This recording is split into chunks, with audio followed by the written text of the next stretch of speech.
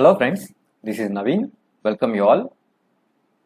NCERT Geography మనం class 9th వరకు finish చేసేసాం.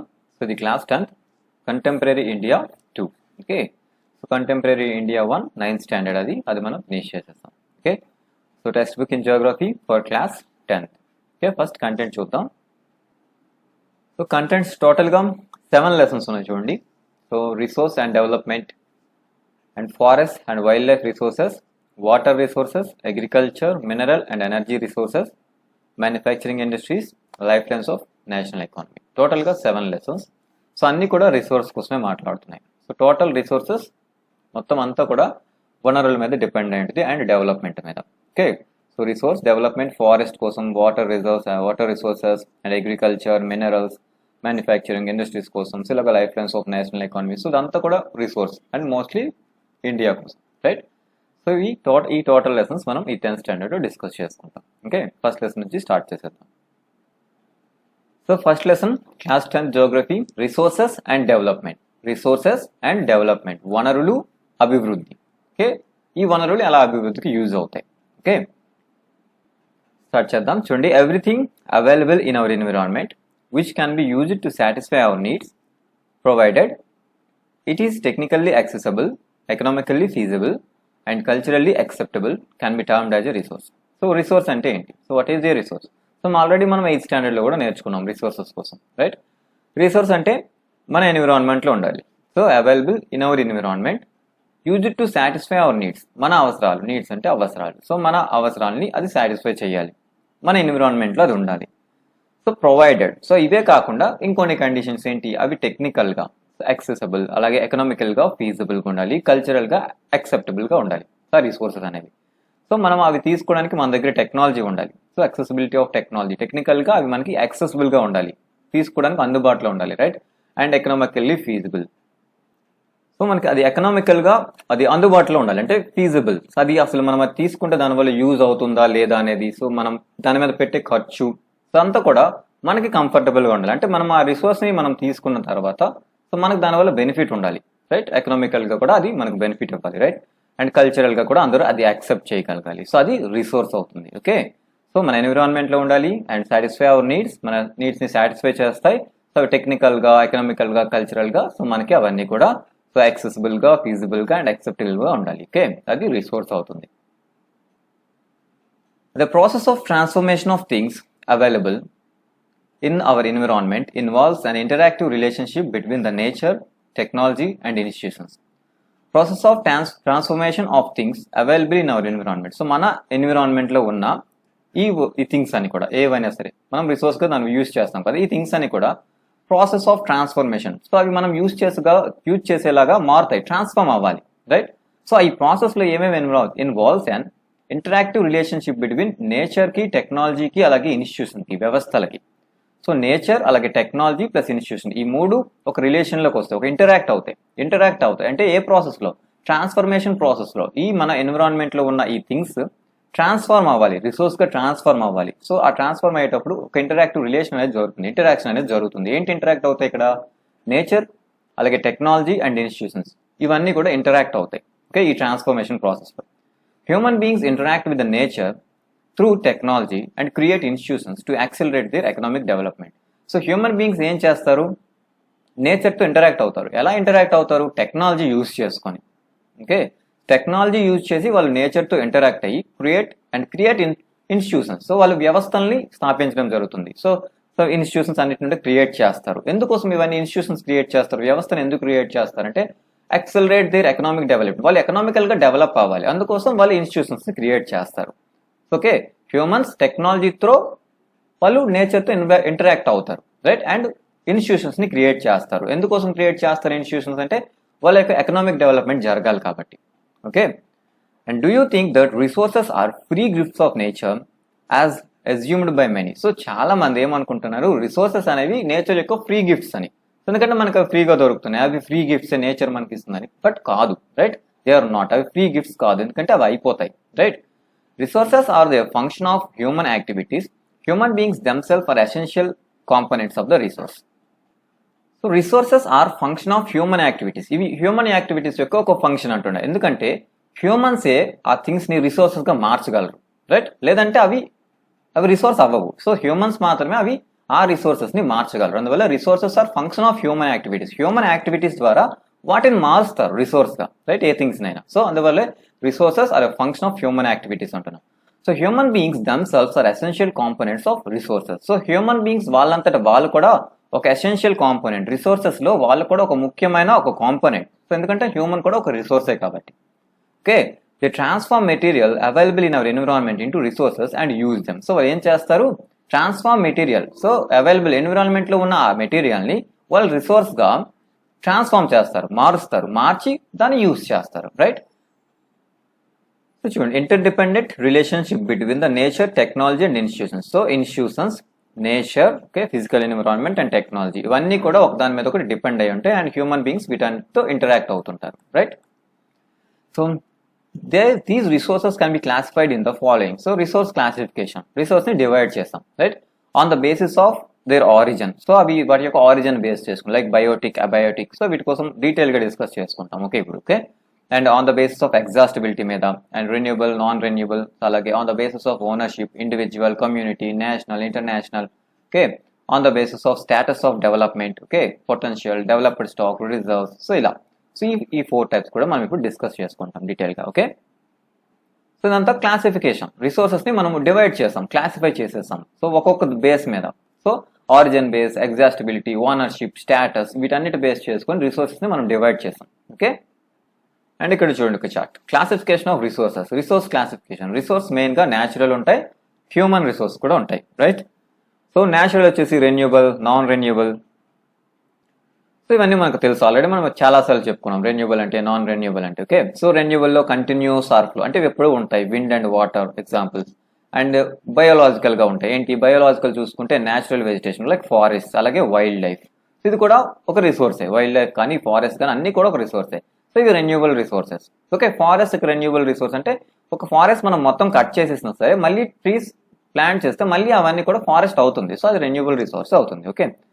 అండ్ చూడండి ఇక్కడ నాన్ రెన్యూబుల్ చూసుకుంటే రీసైక్లబుల్ ఉంటాయి, నాన్ రీసైక్లబుల్ ఉంటాయి, ఓకే? సో మెటల్స్ చూసుకుంటే రీసైక్లబుల్ అంటే మళ్ళీ వీటిని యూజ్ చేయగలం. అదే నాన్ రీసైక్లబుల్ అంటే మనం మళ్ళీ యూజ్ చేయలేం. ఫాజిల్ ఫ్యూల్స్ లైక్ పెట్రోల్ అంటే ఒకసారి యూజ్ చేసేస్తే మరి మనం యూజ్ చేయడానికి అవి ఉండవు, right? And human structures and institutions, అలాగే quantity and quality. So humans కూడా ఒక రిసోర్సే కదా. సో వాళ్ళు ఎలా స్ట్రక్చర్ ఉన్నారు, హ్యూమన్స్ ఎలా ఉన్నారు, అలాగే వాళ్ళు స్థాపించిన ఇన్స్టిట్యూట్స్ ఏంటి, సో అవన్నీ కూడా. అలాగే క్వాంటిటీ అండ్ క్వాలిటీ, వాళ్ళ యొక్క క్వాంటిటీ ఎంత ఉంది, వాళ్ళ యొక్క క్వాలిటీ ఎలా ఉంది, సో ఇవన్నీ కూడా, ఇవన్నీ డిపెండ్, ఇవన్నీ కూడా రిసోర్సెస్, రైట్? సో రిసోర్స్ ఇలా క్లాసిఫై చేయడం జరిగింది. టైప్స్, రిసోర్సెస్ టైప్స్ చూద్దాం. So on the basis of origin, so origin base చేసుకొని, so biotic resource and abiotic రిసోర్స్గా ఆరిజిన్ బేస్ చేసుకొని డివైడ్ చేస్తాం. సో బయోటిక్ చూసుకుంటే these are obtained from biosphere and have life such as human beings, flora and fauna, fisheries and livestock etcetera. So biotic అంటే ప్రాణం ఉన్నవని మనకు తెలుసు. So వీటి యొక్క ఆరిజిన్ ఏంటి? ప్రాణం ఉన్న ఆరిజిన్. సో ప్రాణం ఉంది ఏంటి? These are obtained from biosphere నుంచే వస్తాయి ప్రాణం ఉన్నవి. సో హ్యావ్ లైఫ్ ఉంటుంది వీటికి. సో అందులో ఏంటి ఉంటారు? హ్యూమన్స్ ఉంటారు, ప్లాంట్స్ ఉంటాయి, యానిమల్స్ ఉంటాయి, ఫిషరీస్, చేపలు, అలాగే live stock. So live stock అన్న యానిమల్స్, లైక్ పెంచుకున్న యానిమల్స్ ఇవన్నీ కూడా, రైట్? అండ్ అబయోటిక్, సో వీటి దేనికి ప్రాణం ఉండదు కదా. All those things which are composed of non living things and are called abiotic resources. ఇవన్నీ కూడా non living, right? For example rocks, metals, ఇవన్నీ కూడా abiotic components, abiotic resources, okay? So origin base చేసుకొని బయోటిక్ అండ్ అబయోటిక్ గా divide చేస్తాం. So biotic అంటే ప్రాణం ఉంటాయి, అబయోటిక్ అంటే వాటికి ప్రాణం లేదు, non living things, okay? So on the basis of exhaustibility, exhaust అంటే అయిపోవడం. సో ఇవి ఫినిష్ అయిపోతాయి. సో అవి ఫినిష్ అయిపోతాయా అవ్వవా దాన్ని బేస్ చేసుకుని కూడా డివైడ్ చేస్తాం. సో అందులో రెన్యూబుల్ అండ్ నాన్ రెన్యూబుల్ ఉంటాయి, okay? Renewable resources. The resources which can be renewed or reproduced by the physical, chemical, mechanical process are known as renewable or replenishable resources. So ఇవి మళ్ళీ produce చేయగలం, రీప్లెనిషబుల్ are renewable. So మళ్ళీ మనం వీటిని produce చేయగలం physical, chemical, mechanical process ద్వారా వీటిని మనం మళ్ళీ ప్రొడ్యూస్ చేయగలిగితే. సో అవి ఏమవుతాయి? మళ్ళీ రెన్యూ అవుతాయి. సో మళ్ళీ అవి వస్తాయి, రైట్? సో అందువల్ల ఇవి రెన్యూబుల్ రిసోర్సెస్ అవుతాయి, ఓకే? మనం మళ్ళీ వీటిని ఉత్పత్తి చేయగలం, రైట్?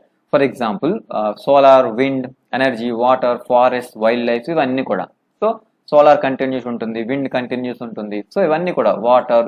సో అయిపోయినా సరే ఇవి కంటిన్యూస్గా ఉంటాయి, రైట్?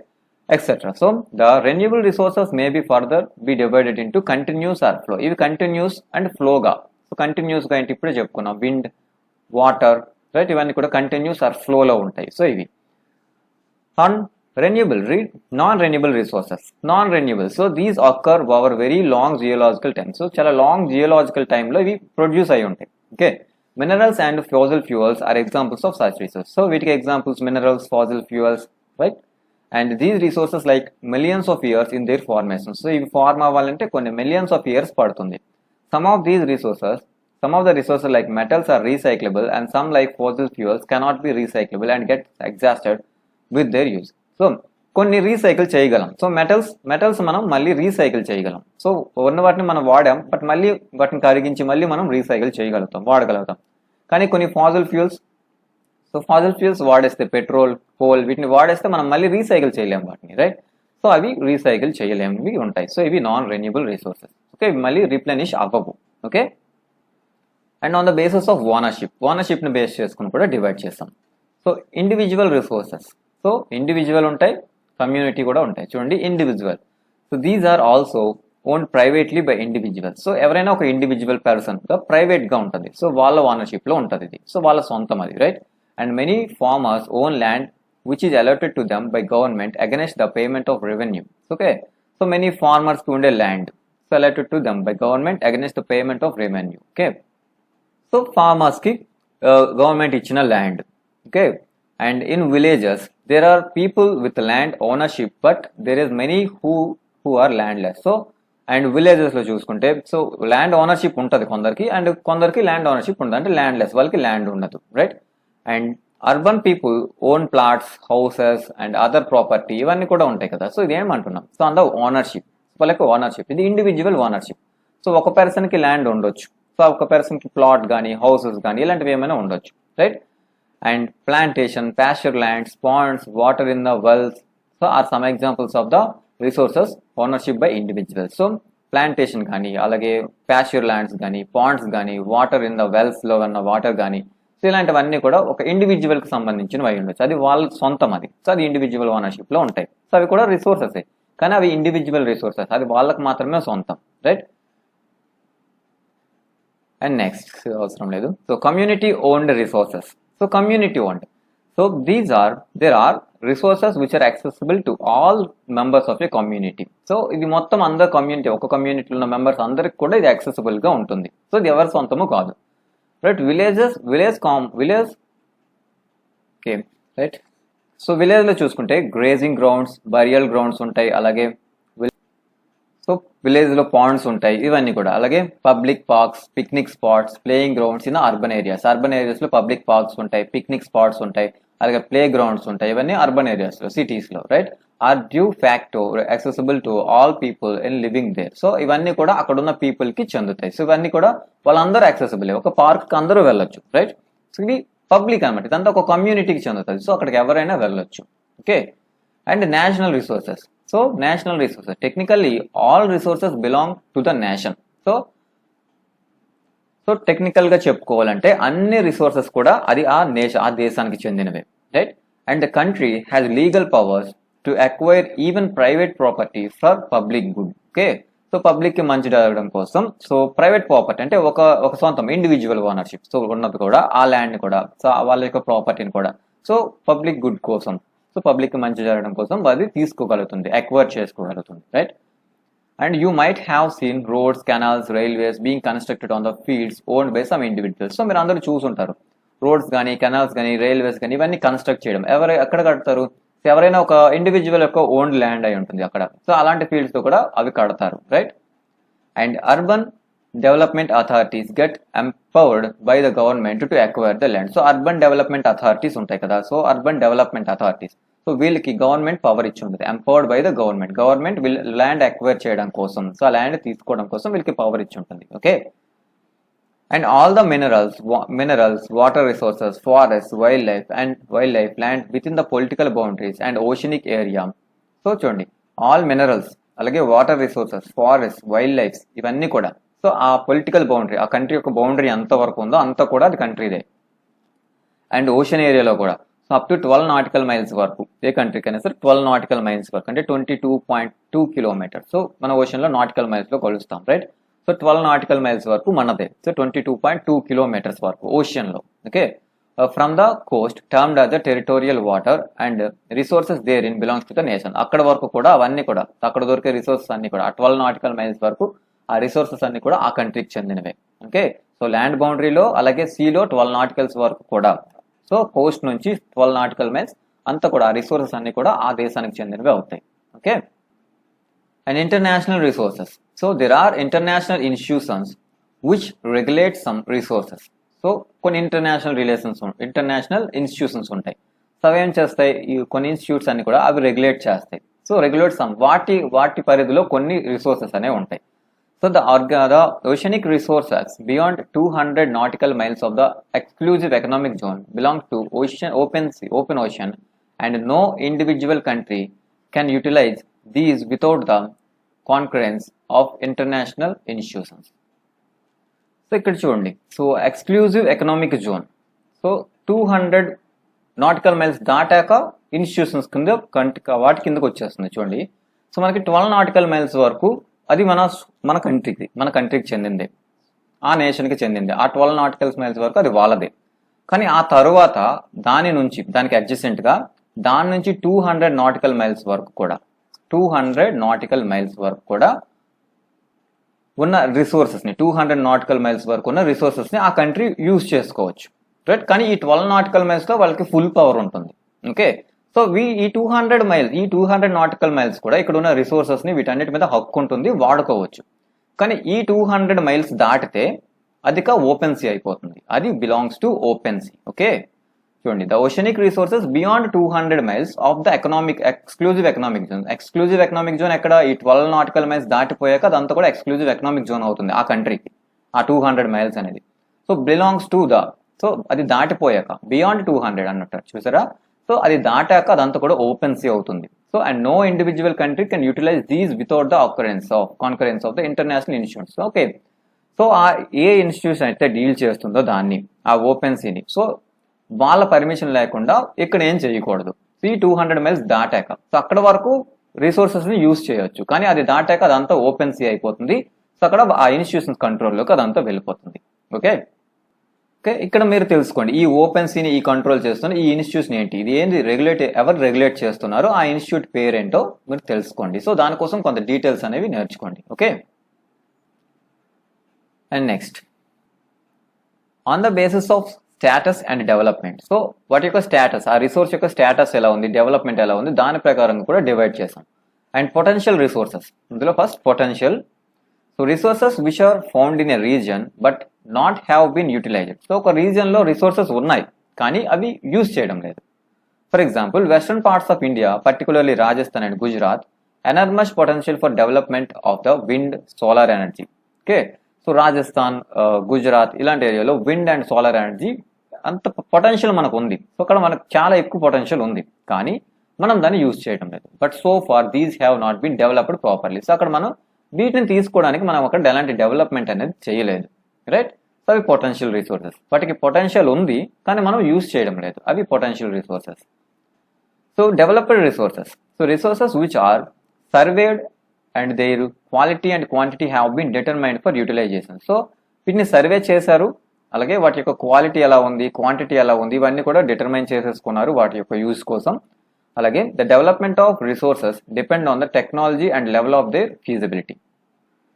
ఓకే, ఈ రిసోర్సెస్ ఏంటి, సో సర్వే జరిగిపోయింది, వాటి క్వాలిటీ వాటి క్వాంటిటీ ఎంత ఉన్నాయో అన్న డిటర్మైన్ చేసేసారు, అవి వాడడం కోసం. సో వీటి the development of the resources దేని మీద డిపెండ్ ఏంటి, technology and level of feasibility. So వాటి యొక్క యూజ్ ఎంత తీయొచ్చు, సో దాని యొక్క ఎకనామికల్ గా అది బెనిఫిట్ ఉంటుందా, వీటన్నిటి మీద డిపెండ్ అయి ఉంటుంది. Okay, developed resources. Next, stock అంటే ఏంటి, so materials in environment which have a potential to satisfy human needs but human beings do not have the appropriate technology to access these. Okay,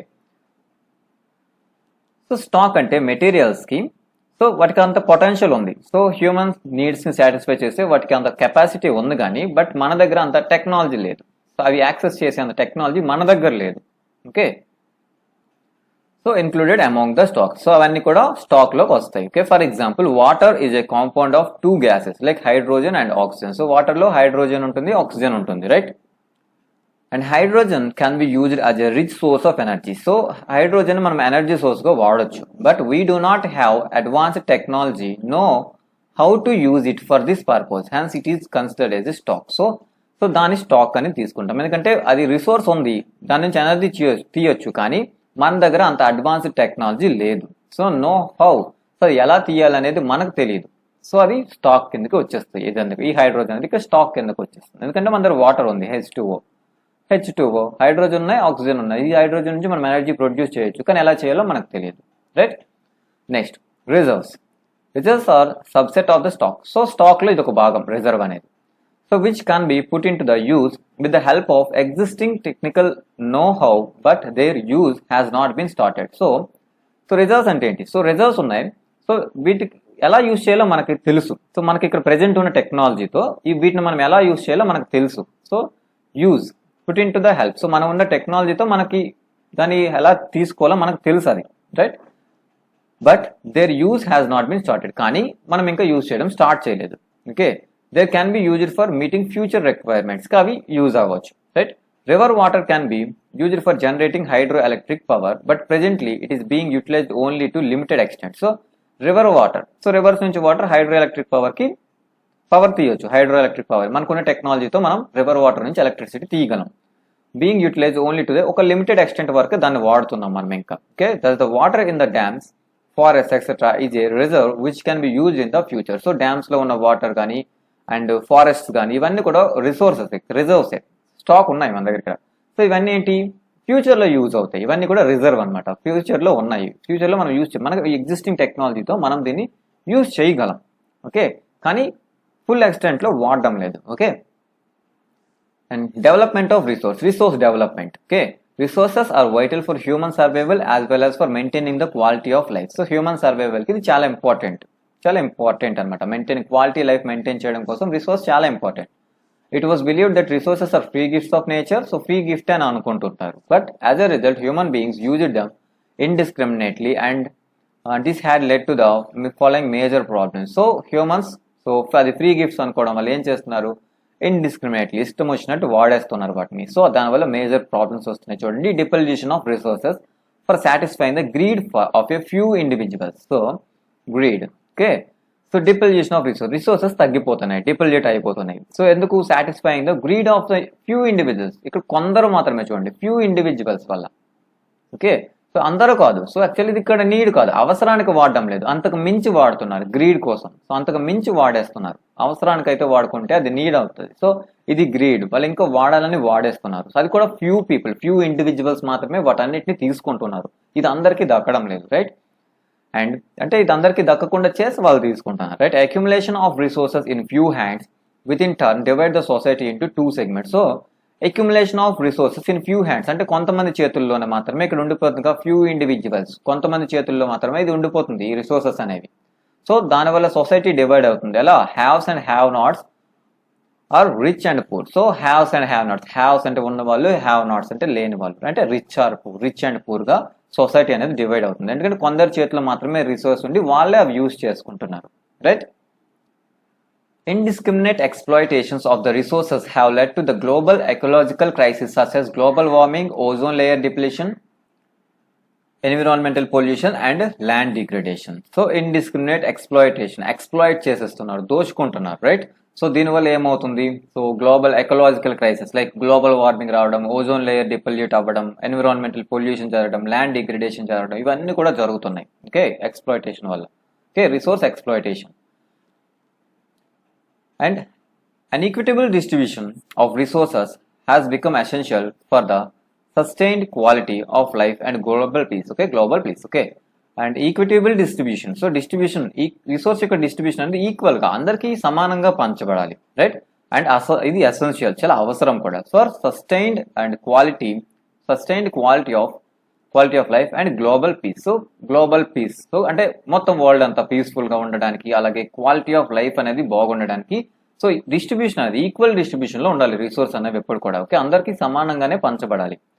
and if the Present trend of resources depletion by a few individuals and the countries continues, the future of our planet is in danger. So ఇలాగే ఇప్పుడు present ఎలాగైతే జరుగుతుందో ఈ depletion అనేది, so ఇది ఇలాగే continue అయితే, so few individuals తీసుకోవడం, కొన్ని కంట్రీస్ మాత్రమే ఈ రిసోర్స్ని బాగా వాడేసుకోవడం, సో ఇవన్నీ జరిగితే ఫ్యూచర్లో మన ప్లానెట్ డేంజర్లో ఉంటుంది. Okay, and therefore resource planning is essential for sustainable existence of all forms of life. Sustainable existence is a component of the sustainable development. So ఈ అందువల్ల సో ఒక సరిగ్గా వాడడం లేదు, ఫ్యూ ఇండివిజువల్స్ చేతిలో కానీ ఫ్యూ కంట్రీస్ చేతిలో కానీ రిసోర్సెస్ అన్ని ఉండిపోతున్నాయి. సో అందువల్ల రిసోర్స్ ప్లానింగ్ అనేది అవసరం. ఒక ప్లాన్ మీద, ఒక పద్ధతి మీద జరగాలి రిసోర్స్ డిస్ట్రిబ్యూషన్ అనేది. Okay, so essential for sustainable existence of all forms of life. So అన్ని ఫార్మ్స్ ఆఫ్ లైఫ్ పర్ఫెక్ట్ గా ఉండాలి. So animal life, plant life ఇవన్నీ కూడా పర్ఫెక్ట్ గా ఉండాలి. ఓన్లీ హ్యూమన్ బీయింగ్స్ ఉంటేనే అయిపోదు, రైట్? సో అన్ని ఉండాలి. సస్టైనబుల్ ఎగ్జిస్టెన్స్ అన్ని ఫార్మ్స్ ఆఫ్ లైఫ్ కూడా ఉండాలి అంటే రిసోర్స్ ప్లానింగ్ అనేది అవసరం. So sustainable existence is a component of the sustainable development. Sustainable existence. So existent అంటే ఎగ్జిస్ట్ ఉండాలి. ఏంటి, అన్ని ఫార్మ్స్ ఆఫ్ లైఫ్ కూడా ఉండాలి. ఎగ్జిస్ట్ అవ్వాలి అంటే ఎగ్జిస్ట్ అంటే ఉండడం, ఎగ్జిస్టెన్స్ ఉండాలి అంటే అవి కూడా ఉండాలి ఇక్కడ, రైట్? సో సస్టైనబుల్ గా ఉండాలి. సో అవి కూడా ఉండాలి. ఇది ఏంటి కాంపోనెంట్, ఇది ఎందులో ఒక కాంపోనెంట్, సస్టైనబుల్ డెవలప్మెంట్ లో ఇది కూడా ఒక భాగమే. సస్టైనబుల్ ఎగ్జిస్టెన్స్ అనేది కూడా సస్టైనబుల్ డెవలప్మెంట్ లో ఒక భాగం, రైట్? Sustainable development. సో మనం ఆల్రెడీ చెప్పుకున్నాం ఇది. Sustainable economic development means development should takes place without damaging the environment and development in the present should not compromise with the needs of the future generation. So sustainable development అంటే so damage, environment damage అవ్వకుండా, అలాగే development జరగాలి. Development in the present should not compromise with future generation కి ఎలాంటి trouble కూడా రాకూడదు. So ఇప్పుడు present కి ట్రబుల్ రాకూడదు, అలాగే ఫ్యూచర్ కి ఎలాంటి ట్రబుల్ కూడా రాకుండా అలా వాడుకోవాలి రిసోర్సెస్. అది sustainable development. Okay, Rio de Janeiro Earth Summit 1992. So important, Earth Summit 1992. So in June 1992 more than 100 heads of states met at in Janeiro, Rio de Janeiro in Brazil for the first international Earth Summit. So first international Earth Summit, okay, 1992. So 100 heads అంటే 100 countries నుంచి heads meet అయ్యారు Brazil లో, and the summit was convened for addressing urgent problems of the environmental protection and socio-economic development at the global level. So global level అంటే total world లెవెల్లో. So ఎందుకోసం అంటే environmental protection కోసం, అలాగే socio economic development perfect గా జరగాలి. So అదొక urgent problem అని దాన్ని అడ్రస్ చేయడం కోసం ఒక మీటింగ్ పెట్టుకున్నారు, right? So the assembled leaders signed the declaration of global climate change and biological diversity. So ఒక డిక్లరేషన్ మీద అందరు కూడా వెళ్ళిన లీడర్స్ అందరు కూడా సైన్ చేస్తారు. ఏంటది, global climate change and biodiversity declaration మీద సైన్ చేశారు, right? The Rio convention endorse the global forest principles and adopted agenda 21 for achieving sustainable development 21st century. So Rio convention endorsed the global forest principles ని ఇచ్చింది. So and adopted agenda 21 ని తీసుకుంది, adapt చేసుకున్నారు. Okay, ఎందుకోసం అంటే ఇవన్నీ చేశారు, sustainable development 21st century sustainable development జరగాలి అని ఈ అజెండా 21 ని, సో ఫారెస్ట్ ప్రిన్సిపల్స్ ని, వీటన్నిటిని తీసుకోవడం జరిగింది. ఓకే, ఇది అర్త్ సమ్మిట్ 1992 లో జరిగింది. Agenda 21. So it is the declaration signed by the world leaders in 1992 United Nations conference on environment and development, UNCED, United Nations conference on environment and development. Okay, so ఇది ఒక declaration sign చేశారు world leaders అందరూ. So 1992 లో. Okay, so ఎక్కడ, Rio de జనీరోలో, right? And it aims at achieving global sustainable development. Globe అంతా sustainable development జరగాలి అనే ఒక టార్గెట్ తో. It is an agenda to combat environmental damage, poverty, disease. Okay, so దేనిపైన దేనిపైన ఫైట్ చేయడానికి, ఎన్విరాన్మెంట్ డ్యామేజ్ పైన, పోవర్టీ పైన, డిసీజెస్ పైన, వీటన్నిటి మీద ఫైట్ చేయడం కోసం through global cooperation on common interest. So global cooperation అంటే అన్ని కంట్రీస్ కలిసి కోఆపరేట్ చేసుకోవాలి. సో అందరూ కలిసి పోరాడాలి, right? And mutual needs and shared responsibility. So mutual needs, వాళ్ళకి అవసరం అంటే మనకి అవసరం అంటే, so mutual needs, shared responsibilities అందరూ కూడా రెస్పాన్సిబిలిటీని షేర్ చేసుకోవాలి, right? One major objectives of the agenda is that every local government should draw its own local agenda. So ఒక మేజర్ ఆబ్జెక్టివ్ ఏంటంటే ఈ అజెండా 21 లో ఎవ్రీ లోకల్ గవర్నమెంట్ అంటే ప్రతి కంట్రీకి చెందిన government should draw its own local agenda. ప్రతి ఒక్కదానికి ఒక ఎజెండా అనేది ఉండాలి. అజెండా 21 ఓన్ లోకల్ ఎజెండా, వాళ్ళ ఎజెండా వాళ్ళు డిసైడ్ చేసుకుంటారు. సో వాళ్ళు ఏం డెవలప్ చేసుకోవాలి, ఎలా డెవలప్ చేసుకోవాలి, అవన్నీ కూడా సో వాళ్ళు డిసైడ్ చేసుకుంటారు. వాళ్ళ ఎజెండాలో వాళ్ళు చేసుకోవాలని ఒక ఆబ్జెక్టివ్ కూడా ఉంది ఇందులో. Okay, So resource planning, okay. So planning is widely accepted strategy for judicious use of resources. So judicious, న్యాయబద్ధంగా ప్లానింగ్ అనేది సో ఇదొక యాక్సెప్టెడ్ స్ట్రాటజీ, అందరూ యాక్సెప్ట్ చేసిన ఒక స్ట్రాటజీ రిసోర్స్ యూజ్ కోసం, okay. So it has importance in a country like India. So India లాంటి ఒక కంట్రీలో ఈ రిసోర్స్ ప్లానింగ్ అనేది చాలా important, which has enormous diversity in the availability of resources. So different types of diversity and different types of resources అనేవి availability ఉంది ఇక్కడ, right. And there are regions which are rich in certain types of resources but deficient in some other resources. So deficient ga, so certain resources rich ga unnai, ekkuva unnai konni regions lo, kani konni resources అనేవి అక్కడ ఉండవు, right. So resource అనే unequal distribution ఉంటుంది కదా.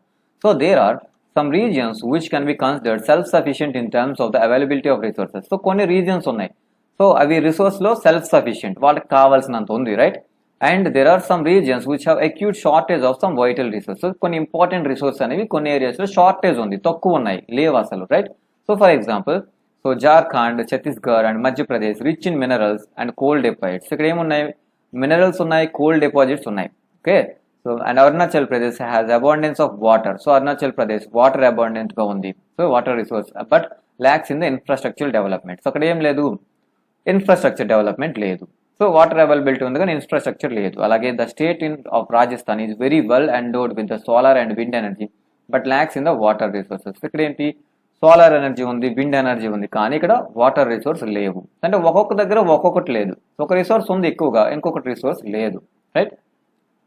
Cold desert of Ladakh relatively isolated from the rest of the country. So it has very rich cultural heritage but in deficient in water, infrastructure and some vital minerals. So Ladakh చూసుకుంటే so rest of the country నుంచి ఇది కాస్త separate అయ్యే ఉంది, right, and isolate అయిపోయింది. So rich cultural heritage ఉంది but deficient in water లేదు, infrastructure లేదు, వైటల్ మినరల్స్ ఏం లేవు అక్కడ. So this calls for the balance resource planning at the national and state, regional and local levels. So ప్రతి లెవెల్లో కూడా, లోకల్లో, స్టేట్లో, నేషనల్ లెవెల్లో మొత్తం కూడా అంతా కూడా ఒక బ్యాలెన్స్డ్ రిసోర్స్ ప్లానింగ్ అనేది అవసరమైంది, okay. This calls, okay. So ఇలాంటివి ఉంది. సో రిసోర్సెస్ ఉన్నాయి బట్ కొన్ని రిసోర్సెస్ ఉన్నాయి, కొన్ని లేవు. అందువల్ల మొత్తం నేషన్ అంతా కూడా రిసోర్స్ ప్లానింగ్ అనేది చేసుకోవాల్సి ఉంటుంది, right. Resource planning in India. So ఇండియాలో రిసోర్స్ ప్లానింగ్ ఎలా ఉంది? Resource planning is a complex process which involves. So resource planning లో ఏంటంటే ఉంటాయంటే, ఫస్ట్ వన్ చూడండి, identification and inventory of the resources across the regions of the country. So మొత్తం country మొత్తం అసలు ఏమున్నాయి, సో ఐడెంటిఫై చేసుకోవాలి రిసోర్సెస్ ఎక్కడెక్కడ ఉన్నాయి అనేది, right. This involves surveying, mapping and qualitative and quantitative estimation and measurement of the resources. So survey చేసుకోవడం, so mapping చేసుకోవాలి, క్వాలిటీ ఎంత ఉంది అక్కడ, క్వాంటిటీ ఎంత ఉంది, సో వాటి యొక్క మెజర్మెంట్స్ అంతా కూడా తీసుకోవడం. So first identification and inventory, so అసలు ఎంత ఉంది, ఎక్కడ ఉంది, ఎలా ఉంది, ఇవన్నీ కూడా ఫస్ట్ చూసుకోవాలి, right. And evolving, second point, evolving a planning structure endowed with appropriate technology, skill and institutional setup for the implementing resource development plans. So ఇంకేం చేయాల్సి ఉంటుంది, ఒక resource development plans, so resource development plans implement చేయాలి, okay. Planning structure endowed with, ప్లానింగ్ స్ట్రక్చర్లో ఏముండాలి చూడండి, appropriate technology, skill, institutional setup, ఇవన్నీ ఉండాలి. ఎందుకోసం ఇవన్నీ ఉండాలి, implementing resource development plans implement చేయడం కోసం ఒక ప్లానింగ్ స్ట్రక్చర్ అనేది ఉండాలి. అందులో టెక్నాలజీ, స్కిల్, ఇన్స్టిట్యూషనల్ సెటప్ ఇవన్నీ కూడా ఉండాలి పర్ఫెక్ట్ గా. అలాగే and matching resource development plans with overall national development plans. So resource development plans అనేవి టోటల్ ఓవరాల్ గా నేషనల్ డెవలప్మెంట్ ప్లాన్స్ తో మ్యాచ్ చేసుకుంటూ ఉండాలి. ఓకే, థర్డ్ పాయింట్ అది. Okay, resource development complex process, దాంట్లో ఏమేమి ఉన్నాయి, ఐడెంటిఫికేషన్ ఒకటి, ప్లానింగ్ స్ట్రక్చర్ ఒకటి, అలాగే మ్యాచింగ్ ఒకటి. Okay, India has made concerted efforts for achieving the goals of resource planning right from the first 5-year plan launched after independence. So launched after independence, right? First 5-year plan nunche, so India has converted efforts for achieving the goals of resource planning. So appati nunche try chestuna unnaru, right? Resource planning anedi chestune unnaru. So first 5-year plan nunchi resource planning anedi outside anedi move avadam jarigindi country, right? Availability of resource is necessary condition for the development of any region. So ఒక reason develop అవ్వాలంటే resource అనేది అక్కడ ఉండాలి. Availability of resource ఖచ్చితంగా necessary ఉండాలి, మంచిదే. But mere availability of resource in the absence of corresponding changes in the technology and institutions may hinder development. So కానీ ఒకవేళ ఎంత రిసోర్సెస్ ఉన్నా సరే అక్కడ టెక్నాలజీ కానీ ఇన్స్టిట్యూషన్స్ కానీ లేకపోతే, సో అవి ఆబ్సెంట్ అయితే, ఓన్లీ రిసోర్స్ మాత్రమే ఉంటే సరిపోదు. టెక్నాలజీ అండ్ ఇన్స్టిట్యూషన్స్ సో అవన్నీ కూడా ఉండాలి. సో లేదంటే అవన్నీ కూడా అక్కడ డెవలప్మెంట్కి అడ్డుపడతాయి, right? There are many regions in our country that are rich in resources but there included economically background region. So rich resources ఉన్నాయి అక్కడ, కానీ అవి బ్యాక్వర్డ్ రీజన్స్గా ఉండిపోయినాయి, ఎకనామికల్గా ఇంకా బ్యాక్వర్డ్గానే ఉన్నాయి. On the contrary there are some regions which have poor resources but they are economically developed. So దీనికి ఆపోజిట్గా కొన్ని ప్లేసెస్లో మన కంట్రీలో రిసోర్సెస్ పెద్దగా లేవు, పూర్ ఇన్ రిసోర్స్, కానీ ఎకనామికల్గా డెవలప్ అయిపోయినాయి. సో ఇలా కూడా జరుగుతుంది, రైట్? ఓన్లీ రిసోర్స్ ఉంటే సరిపోదు, వాటికి కావాల్సిన టెక్నాలజీ అన్నీ కూడా ఉండాలి. సో అలాంటప్పుడే అది యూజ్ అవుతుంది.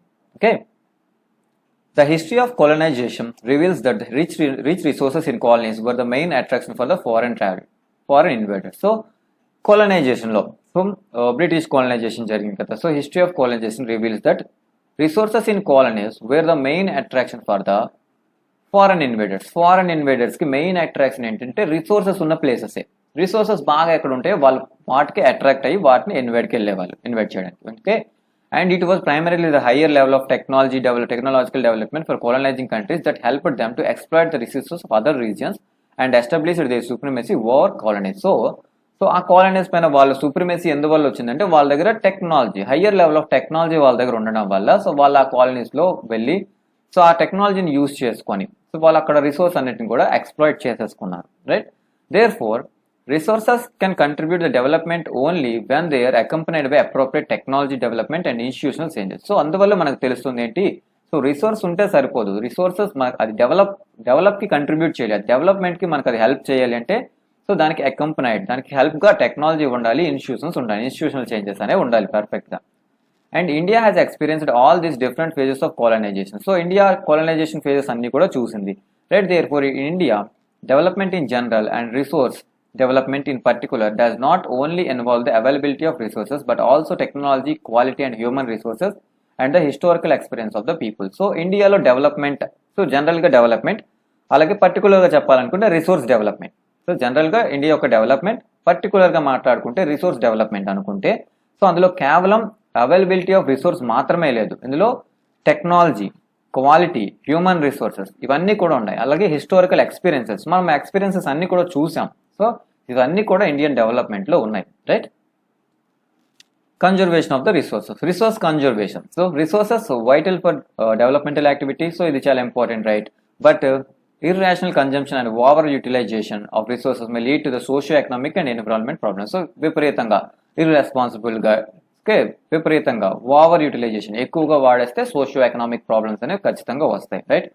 To overcome these problems resource conservations at various levels is important. So ఇలాంటి ప్రాబ్లమ్స్ రాకూడదంటే రిసోర్స్ కన్జర్వేషన్ అనేది జరగాలి వేరియస్ లెవెల్స్లో.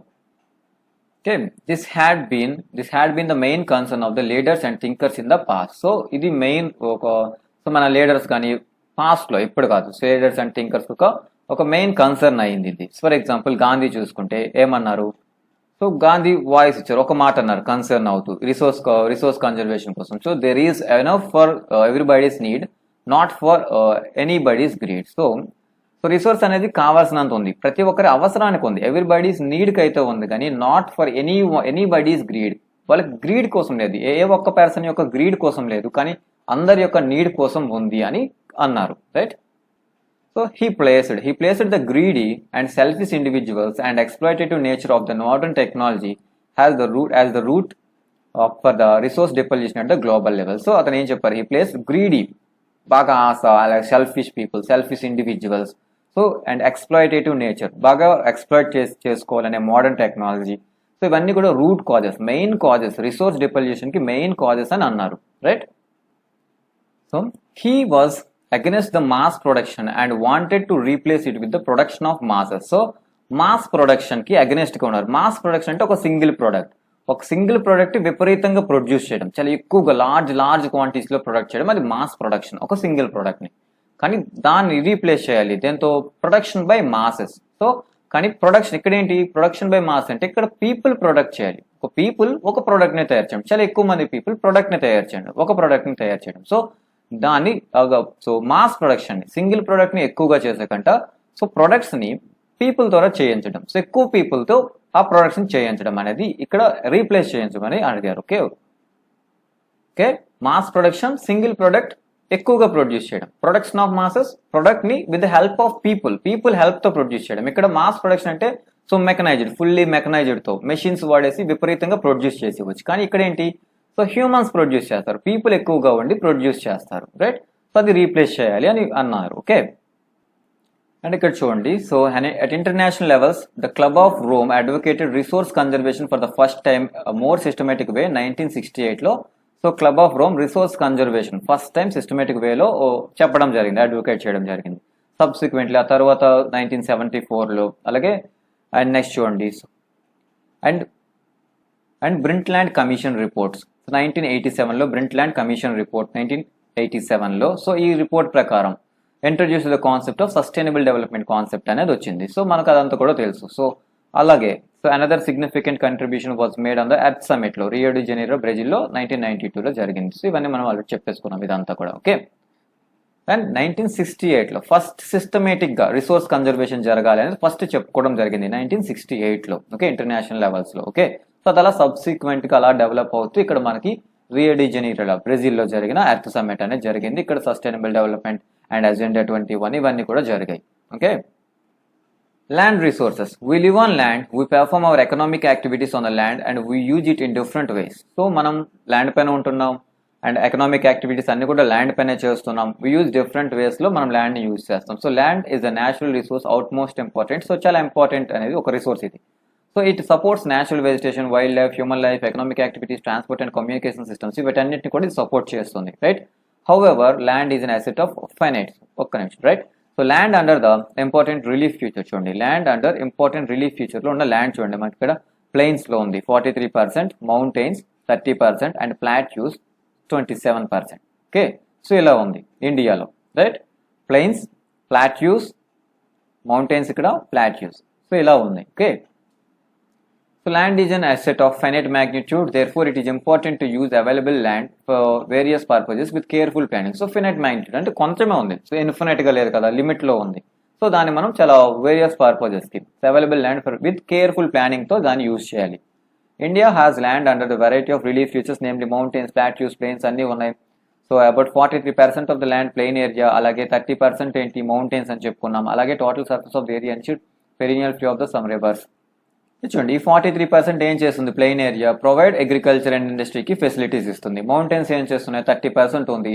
సో టోటల్ సర్ఫేస్ ఏరియాలో ఇది పెరినియల్ వాటర్ ఫ్లోకి హెల్ప్ చేస్తుంది, అలాగే టూరిజం డెవలప్మెంట్కి హెల్ప్ అవుతుంది. అలాగే and 27% of area in the country plateau region లో ఉంది. సో ఇక్కడ ఏమున్నాయి మనకి, రిచ్ రిసోర్సెస్, మినరల్స్ ఉన్నాయి, ఫోజల్ ఫ్యూల్స్ ఉన్నాయి, ఫారెస్ట్ ఉన్నాయి, ఇవన్నీ కూడా ఉన్నాయి. ఒక్కొక్క ల్యాండ్ లో మనకు ఒక్కొక్కటి దొరుకుతుంది కదా.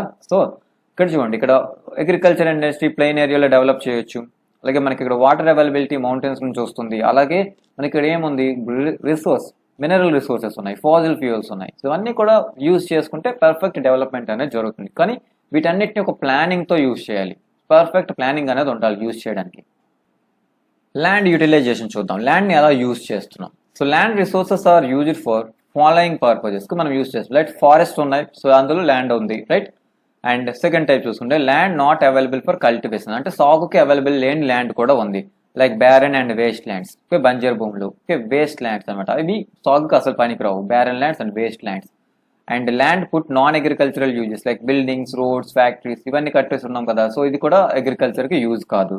సో ఈ టైప్స్ లో మనం ల్యాండ్ ని యూజ్ చేస్తున్నాం. అలాగే other uncultivated lands excluding follow lands. So follow lands బీడు భూములు వదిలేసి రిమైనింగ్ ల్యాండ్స్, ఫాలో ల్యాండ్స్ అంటే బీడు భూములు, సో వీటిని వదిలేసి అన్కల్టివేటెడ్ అంటే ఇక్కడ సాగు చేయడం లేదు, అలాంటివి చూడండి. Permanent pastures and grazing lands. Permanent Pasteur అంటే అంటే గడ్డి కోసం అనమాట, గ్రేజింగ్ ల్యాండ్స్ అనమాట. అంటే యానిమల్స్ గ్రేజింగ్ కోసం వదిలేస్తున్నారు, right. And land under miscellaneous crop trees groves. Okay, crops groves. So miscellaneous tree crops and groves అంటే ఫర్ ఎగ్జాంపుల్ బ్యాంబూ తీసుకోండి, వెదురు తీసుకోండి. సో వెదురు ఉంది, సో వెదురు కూడా ప్లాంటేషన్ అంతా జరిగిపోయింది. కానీ ఇక్కడ చూడండి, ఇది కూడా అన్కల్టివేటెడ్ ల్యాండ్. సో నార్మల్ గా మనం అగ్రికల్చర్ కి వాడినట్టే లెక్క ఇది. And not included in the net sown ఏరియాలో ఇది కలపము. ఇది కల్టివేటెడే, ఇది కల్టివేట్ చేస్తుంది, సాగు అయితే జరుగుతుంది కానీ ఇది స్వాన్ ఏరియా, నెట్ స్వాన్ ఏరియాలోకి రాదు, ఇది కల్టివేటెడ్ ల్యాండ్ లోకే వస్తుంది. ఓకే, అండ్ ఎందుకంటే ఇక్కడ మిస్లీనియస్ ట్రీ క్రాప్స్ ఉన్నాయి, different types of tree plantations ఇవన్నీ కూడా జరిగి ఉంటాయి. ఓకే, అండ్ కల్చరబుల్ వేస్ట్ ల్యాండ్స్ అంటే left uncultivated for more than 5 agriculture years. 5 agriculture years పాటు ఇది కల్టివేట్ చేయకుండా వదిలేసిన ల్యాండ్స్ అనమాట, కల్టివరబుల్ వేస్ట్ ల్యాండ్స్. అంటే ఇవి కూడా అలాగే కల్టివేట్ చేయకుండా వదిలేసాం, రైట్. అండ్ ఫాలో ల్యాండ్స్, బీడు భూములు. సో కరెంట్ ఫాలో అంటే left without cultivation 1 or less than 1 agriculture year పాటు, 1 or less than 1 agriculture year పాటు, అంతకంటే తక్కువ కానీ కల్టివేట్ చేయకుండా, సాగు చేయకుండా వదిలేయడం. And other than current fallow కాకుండా, కరెంట్ ఫాలో అంటే 1 year కంటే తక్కువ or 1 year. And left uncultivated for the past 1 to 5 years పాటు, సో వాటిని అసలు కల్టివేట్ చేయలేదు, అక్కడ సాగు చేయలేదు, అవన్నీ కూడా ఫాలో ల్యాండ్స్, బీడు భూములు అలా వదిలేస్తున్నారు. సో వీటన్నిటి కోసం మనం ల్యాండ్ ఇలా యూజ్ చేస్తున్నాం, okay. And net sown area అంటే నెట్ స్వాన్ ఏరియా అంటే మనము క్రాప్ వేసిన ఏరియా అనమాట. సో మనం క్రాప్ వేసాం, ఇదంతా కూడా ఎంత ఏరియా అయితే ఉందో చూడండి, ఎంత ఏరియాలో, సో మనం ఇంత ఏరియా మాత్రం క్రాప్స్ వేసాం, ఇదంతా పంట వేసాం. సో ఇదంతా గ్రోస్ ఏవైనా సరే, సో ఇక్కడ క్రాప్స్ వేస్తున్నాం అనమాట, ఆర్చిడ్స్ కానీ ఏవైనా సరే మనం పండిస్తున్నాం ఇక్కడ. సో అది నెట్ స్వాన్ ఏరియా అవుతుంది, okay. And area sown more than once in an agricultural year plus net sown area is known as gross cropped area. Simple gross cropped area అంటే, సో ఈ నెట్ స్వాన్ ఏరియాలో so ఒకసారి పంట తీసేసి ఇంకొకసారి వేసాం చూడండి. Agriculture year more than once, area sown more than once in an agriculture year, ఒక అగ్రికల్చర్ ఇయర్ లో మోర్ దెన్ వన్స్ వేసాం, ప్లస్ నెట్ స్వాన్ ఏరియా, ఇదంతా కలుపుకుంటే గ్రాస్ క్రాప్డ్ ఏరియా అవుతుంది అది, okay. So gross cropped area అంటే more than once మనం ఆ అగ్రికల్చర్ ఇయర్ లో అదే ప్లేస్ లో మనం, సో మోర్ దెన్ వన్స్ అనేది మనం అక్కడ క్రాప్ వేయడం జరుగుతుంది. సో దాంట్లో నెట్ స్వాన్ ఏరియా కూడా కలిపే ఉంటుంది, ఓకే. నెట్ స్వాన్ ఏరియా కూడా ఇందులో కలిసే వస్తుంది, ఓకే. సో ఇది ఇన్ని రకాలుగా మనం ల్యాండ్ ని యూజింగ్ అనేది ఉంది, okay. And land use pattern in India. So India యొక్క ల్యాండ్ యూజ్ ప్యాటర్న్ చూసుకుంటే, so the use of land is determined both physical factors such as topography, climate, soil types as well as human factors such as population density, technical capabilities and cultural and traditions. So land use అనేది ఎలా determine అవుతుంది, చాలా factors ఉంటాయి అక్కడ. Topography ఎలా ఉంది, climate, soil types ఎలా ఉన్నాయి, వీటన్నిటిని బేస్ చేసుకొని, ఫిజికల్ ఫీచర్స్ అన్ని బేస్ చేసుకొని అక్కడ ల్యాండ్ ఎలా యూజ్ చేస్తామో డిసైడ్ చేస్తాం మనం. అలాగే హ్యూమన్ ఫ్యాక్టర్స్ కూడా, వాళ్ళకి ఎంత టెక్నికల్ గా సపోర్ట్ ఉంది, అలాగే కల్చరల్, ట్రెడిషనల్స్, ఇవన్నీ కూడా చూసే అక్కడ ల్యాండ్ ఎలా యూజ్ చేస్తారు అనేది మనకు తెలుస్తుంది, రైట్. వాటిని బేస్ డిటర్మైన్ చేస్తాం మనం, okay. So land use pattern in India చూద్దాం. అండ్ ఇక్కడ చార్ట్స్ ఉన్నాయి, 5 చార్ట్స్ ఉన్నాయి, వీటిని చదవండి. So general land use category 1960-61లో ల్యాండ్ ఎలా యూజ్ చేశారు, అలాగే 2014-15కి ఎలా యూజ్ చేస్తున్నారు, ఏ ల్యాండ్ ఎంత % ఉంది, ఫారెస్ట్ ల్యాండ్ ఉన్నాయి, బ్యారన్ ల్యాండ్ ఎంత ఉంది, సో నాన్ అగ్రికల్చర్ ల్యాండ్ ఎంత ఉంది, ఓకే. ఇవన్నీ కూడా ఒకసారి చూసుకోండి, డిఫరెన్సెస్ మీకు తెలుస్తాయి, ఒక ఐడియా అనేది వస్తుంది, okay. So total geographical area India తెలుసు 3.28 million square kilometers, and land use data however is available only 93% of the total geographical area because land use reporting for the most northeast states except Assam has not been done fully. Okay, land use data అంటే మనం land ఎలా use చేస్తున్నాం అనే data అనేది 93% మాత్రమే ఉంది, okay. Total geographical ఏరియాలో అంటే టోటల్ గా లేదు, ఎందుకంటే నార్త్ ఈస్టర్న్ స్టేట్స్ లో ఎక్సెప్ట్ అస్సాంలో వచ్చేసింది data, and north eastern states లో లేదు అని చెప్తుంది, ఓకే. 93% డేటా అయితే ఉంది, okay. Moreover, some areas of Jammu and Kashmir occupied by Pakistan, China have also been not surveyed. ఇవన్నీ కూడా సర్వే చేయలేదు, ఎలా ల్యాండ్ యూజ్ చేస్తారు ఎక్కడ. So Jammu and Kashmir, Pak occupied Jammu and Kashmir, China occupied places లో, సో వీటన్నిటిలో కూడా మనం సర్వే అనేది జరగలేదు, అందువల్ల 93% మాత్రమే ఉంది మన దగ్గర ల్యాండ్ ఎలా యూజ్ చేస్తున్నామనే data. So land under permanent pasture has also decreased, okay. పచ్చిక భూములు అనేవి తగ్గాయి, ఓకే, పర్మనెంట్ గా, okay. And how are we are able to feed our huge cattle population on this pasture land and what are the consequences of it. So pasture land తగ్గిపోయింది అంటే grass lands, వాటికి గడ్డి అనేది తగ్గిపోతుంది, పచ్చిక భూమి తగ్గిపోతే, సో మనం ఈ క్యాటిల్ మనం ఎలా ఫీడ్ చేస్తాం, okay. And most of the other than current fallow lands are either poor quality or the cost of cultivation. So current fallow lands, so ఇవంటే ఏంటి, పూర్ క్వాలిటీ ఉండడం, లేదంటే కాస్ట్ ఆఫ్ కల్టివేషన్ ఎక్కువ అవ్వడం, so ఇలాంటి వాటి వల్ల కూడా. సో కరెంట్ ఫాలో ల్యాండ్స్ అన్ని కూడా ఇలాంటి సిచ్యువేషన్ లో ఉన్నాయి. సో సచ్ వెరీ హై అంటే కరెంట్ ఫాలో అంటే వెరీ హై ప్లేసెస్ లో ఉండడం, వీటన్నిటి వల్ల అది కరెంట్ ఫాలో ల్యాండ్ అవుతుంది. And hence these lands are cultivated once or twice in about 2 to 3 years మాత్రమే. 2 to 3 years లో ఒకసారి 2 సార్లు మాత్రమే అక్కడ పంట వేయగలుగుతున్నాం. And if these are included in the net sown area then the percentage of NSA in India comes to 54% of the total reporting area.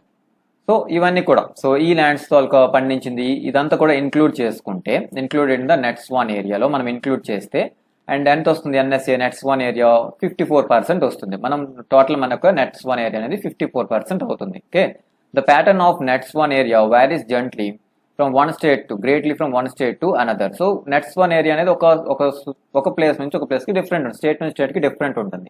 So వాళ్ళు ఒక దగ్గర క్రాప్స్ ఎక్కువ వేస్తారు, కొందరు వేయరు, ఒక స్టేట్లో వేయరు, right. And it is over 80% of the total area in Punjab and Haryana, less than 10% in Arunachal Pradesh, Mizoram, Manipur and Andaman and Nicobar. So Haryana Punjab చూసుకుంటే 80% అనేది నెట్స్ 1 ఏరియాలో ఉందండి, క్రాప్ అనేది అక్కడ వేస్తున్నారు. సో ఈ ఏరియాస్లో మిజోరాం, మణిపూర్ వీటన్నిటి దగ్గర 10% మాత్రం, లెస్ దెన్ 10% కూడా ఉంది ఇక్కడ. సో అందువల్ల డిఫరెన్సెస్ అనేది చాలా ఎక్కువ ఉన్నాయి నెట్స్ 1 ఏరియాలో. ఓకే, అండ్ ఇక ఫారెస్ట్ ఏరియా, కంట్రీలో ఫారెస్ట్ ఏరియాలో ఉంది far lower than the desired, 33% of the geographical area as it was outlined in the national forest policy 1952 ప్రకారం. సో ఫారెస్ట్ ఏరియా ఎంత ఉంది, far lower than the desired. So మనం అంత కావాలనుకున్నాం అంతకంటే తక్కువ, అంటే 33% ఉండాలి అని అనుకుంటున్నారు. ఓకే, జియోగ్రాఫికల్ ఏరియాలో 33% ఫారెస్ట్ ఏరియా ఉండాలని. దేని ప్రకారం, నేషనల్ ఫారెస్ట్ పాలసీ 1952 ప్రకారం 33% ఉండాలి, కానీ చాలా తక్కువలో ఉంది. Okay, it was considered essential for maintenance of the ecological balance ki ఇది చాలా ఇంపార్టెంట్.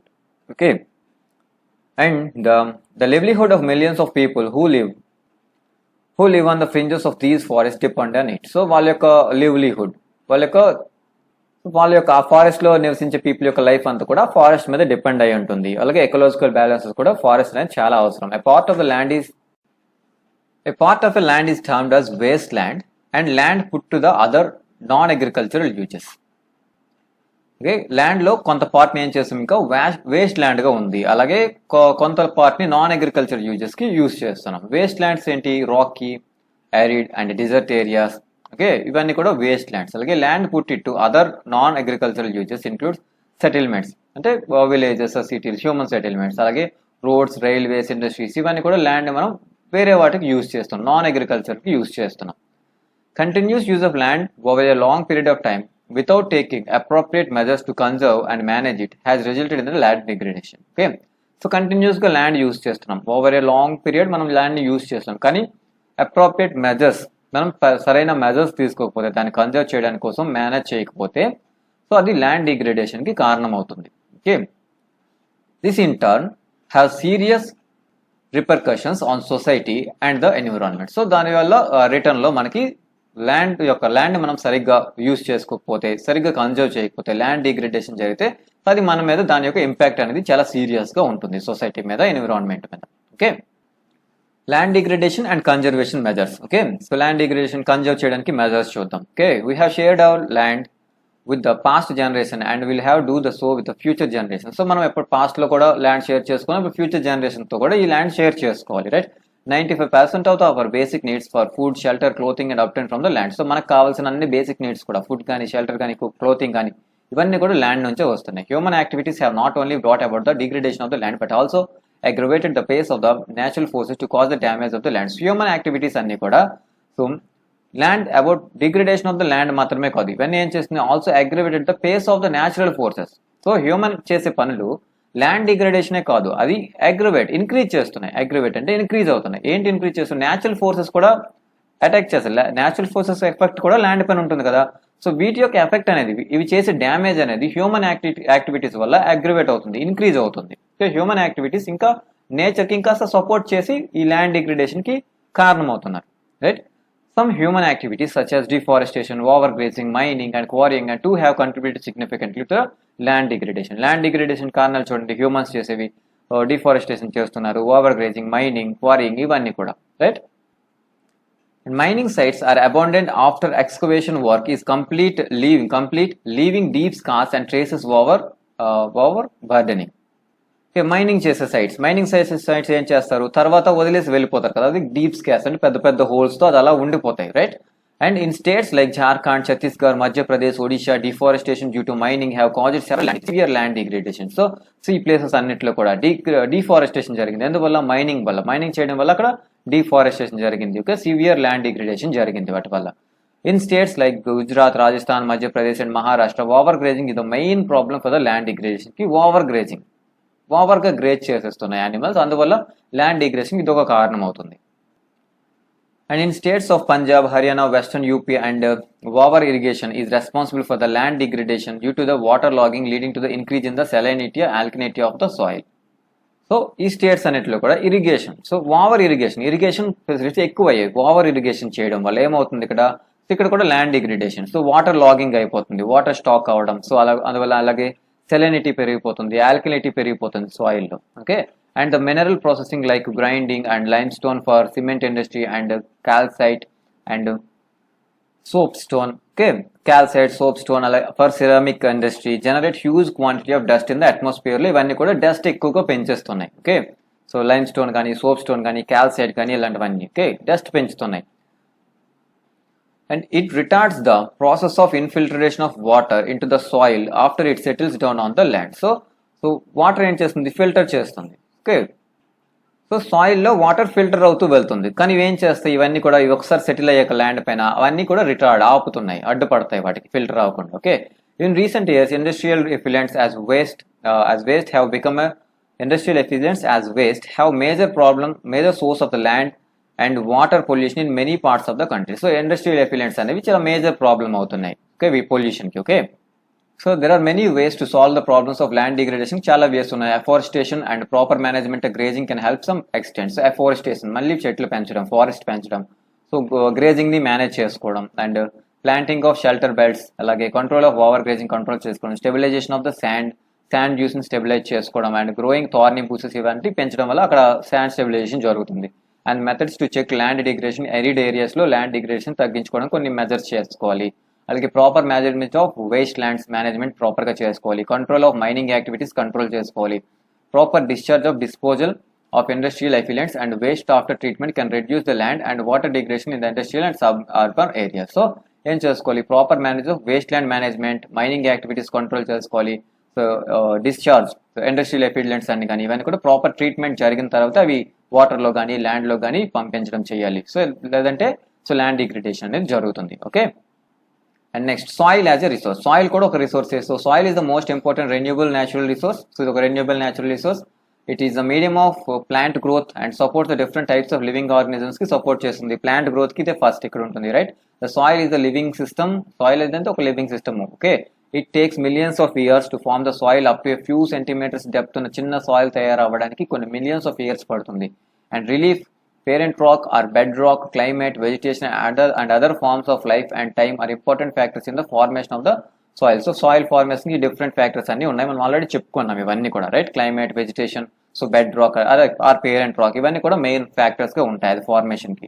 అలాగే various forces of nature such as change in temperature, running water, wind, glaciers, actions of decomposers etcetera, activities of decomposers contribute the formation of the soil. Chemical organic changes which takes place. Okay, ఇవన్నీ కూడా soil formation ఒక ఫ్యాక్టర్సే, ఇవన్నీ మనం already చెప్పుకున్నాం. Okay, so soil is equal important. Soil is consist organic, humus and inorganic materials ఉంటాయి, organic materials ఉంటాయి. On the basis of factors responsible for the soil formation, colour, thickness, texture, age, chemical and physical properties. The soil of India classified in the different types. So colour ని, thickness ని, texture ని, age ని, chemical properties, physical properties అన్నిటిని divide చేసుకుని so ఇండియాలో classify చేసాం soils ని. Okay, classification of soils. India has varied relief features, landforms, climatic reliefs, vegetation types. So ఇండియాలో different types of relief features ఉన్నాయి, landforms ఉన్నాయి, climates ఉన్నాయి, vegetation types ఉన్నాయి. సో ఇవన్నీ కూడా have contributed development of various types of soil development కి కారణమయ్యాయి. So soil formation లో అన్ని కారణమే కదా, టెంపరేచర్ నుంచి క్లైమేట్, వెజిటేషన్ ఇవన్నీ ఫ్యాక్టర్స్ సాయిల్ ఫార్మ్ అవడానికి. సో ఇండియాలో డిఫరెంట్ టైప్స్ ఆఫ్ ఫీచర్స్ ఉన్నాయి కాబట్టి డిఫరెంట్ టైప్స్ ఆఫ్ సాయిల్స్ అనేవి ఫార్మ్ అయ్యాయి. Like alluvial soil example start అవుతున్నాయి చూడండి. సాయిల్స్ ఇండియాలో ఉన్న soils, alluvial soils most widely spread important soil ఇది, మోస్ట్ వైడ్లీ స్ప్రెడ్ అయ్యి ఉంది. Entire northern plains are made of alluvial soils తోనే ఎంటైర్ నార్థన్ ప్లేన్స్ ఉన్నాయి. So these have been deposited by 3 important river systems, Indus, Ganga and Brahmaputra ద్వారా ఇవి ఇక్కడ deposit చేయడం జరిగింది. These soils extend Rajasthan, Gujarat through the narrow corridors. ఇది మొత్తం కూడా రాజస్థాన్, గుజరాత్ కూడా కొంతవరకు కూడా ఇది ఎక్స్టెండ్ అయ్యి ఉన్నాయి అంతవరకు. Okay, alluvial soil is found in the eastern coast of plains, particularly in the deltas of Mahanadi, Godavari, Krishna and Kaveri rivers deltas లో కూడా అల్యూవియల్ సాయిల్స్ అనేవి ఉన్నాయి. ఓకే, ఎక్కడ ఈస్టర్న్ కోస్ట్ ప్లెయిన్స్ లో. Okay, so alluvial soils consist various proportions of sand ఉంటుంది, silt ఉంటుంది, clay ఉంటుంది, ఇవన్నీ కూడా అల్యూవియల్ సాయిల్స్ లో ఉంటాయి. As we move inland towards the river valleys, soil particles appear somewhat bigger in size. So so మనం inland move అవుతుంటే river valleys నుంచి మనం ల్యాండ్ వైపు అలా మూవ్ అవుతూ వెళ్తుంటే రివర్ వ్యాలీస్ నుంచి దూరంగా right soil particles appear to be bigger in size లోకి పెద్దగా మారిపోతాయి soil particles. So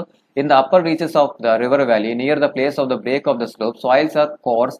the soils more common in the piedmont plains such as Duars, Chos, Terai. So చూడండి, సో మనం రివర్ వ్యాలీ నుంచి ల్యాండ్ వైపు మూవ్ అవుతుంటే సాయిల్ యొక్క పార్టికల్స్ పెద్దవి అయిపోతుంటాయి అలాగా.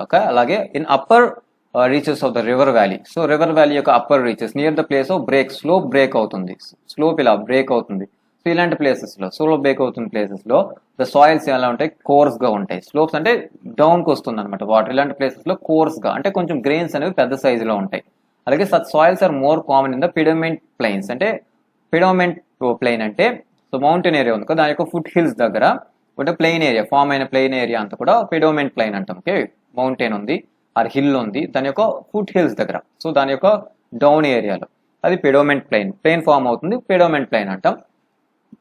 పెడోమెంట్ plains such as డార్స్, chaos, Terai అవన్నీ ఎగ్జాంపుల్స్ పెడోమెంట్ ప్లెయిన్స్ కి. సో ఇలాంటి దగ్గర ఎలా ఉంటాయి, కోర్స్ గ్రెయిన్స్ ఉంటాయి, కొంచెం పెద్ద టైప్ ఆఫ్ సాయిల్ అని కొంచెం పెద్దగా ఉంటుంది. Okay, apart from the size of the grains or components soils are also described on the base of age. So ఇప్పుడు మనం చెప్పుకునేటి సో గ్రెయిన్స్ యొక్క సైజ్ బేస్ చేసుకొని, సో అలా సైజ్ బేస్ చేసుకునే కాకుండా చిన్నవి పెద్దవి ఉంటాయి.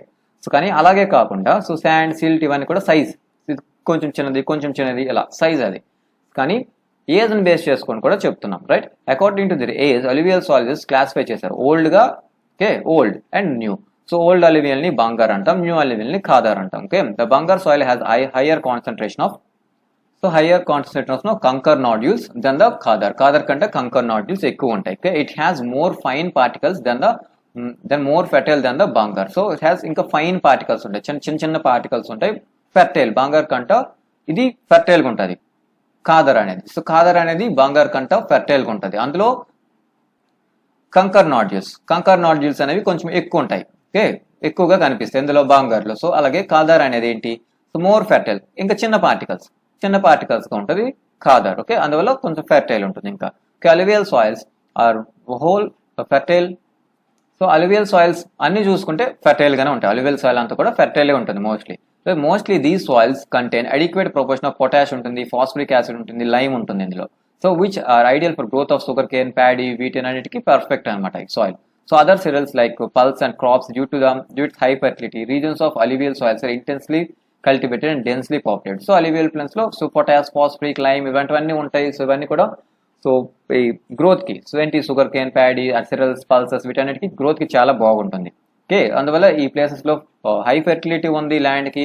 అలాగే అల్యూవియల్ సాయిల్స్ ఉన్నాయి, రీజన్స్ ఆఫ్ అల్యూవియల్ సాయిల్స్ ఏమవుతాయి బాగా కల్టివేట్ చేస్తారు, ఇంటెన్సివ్ గా సాగు చేయడం జరుగుతుంది అక్కడ. అలాగే డెన్స్లీ పాపులేషన్ అనేది ఇక్కడ ఉంటుంది right. Soils in the dryer areas more or alkaline and can produce after proper treatment of irrigation. So కొన్ని సాయిల్స్ డ్రై ఏరియాస్ లో ఉన్న సాయిల్స్ ని సో మోర్ ఆల్కలైన్ ఉంటుంది, సో ఆల్కలైన్ నేచర్ ఉంటుంది ఆ సాయిల్ కి. సో అవి ప్రాపర్ ట్రీట్మెంట్ చేశాక సో దాన్ని మనం ఇరిగేషన్ కోసం వాడచ్చు. Next black soils. So these soils are black in colour and are also known as regur soils.